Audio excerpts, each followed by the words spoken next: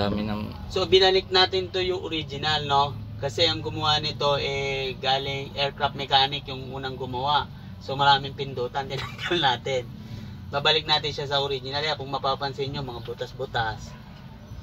So ito, no, gagawin natin. Wala kasi siyang ignition switch, tsaka patayan. So ginawa kasi nung unang gumawa, ginawa ng conversion, ginawang Isuzu. Pero ibabalik natin siya sa original, Howo. So yan, kinabit na natin yung bagong wire dito. Ito naman yung para sa patayan. So subukan muna natin yung ano, yung guys, yung on niya muna. So meron na siya, tapos from start. So nagkaroon na siya. Una wala siya. Dati ito full start mga ganyan. So ngayon ito, gagawin natin, walang patayan siya. So papatayin ko, mapapansin nyo, wala, hindi mamamatay. So hindi namatay, namatay lang yung dashboard.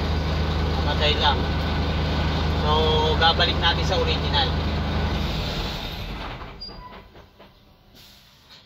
So yon, babalik na natin siya sa original. So thank you guys.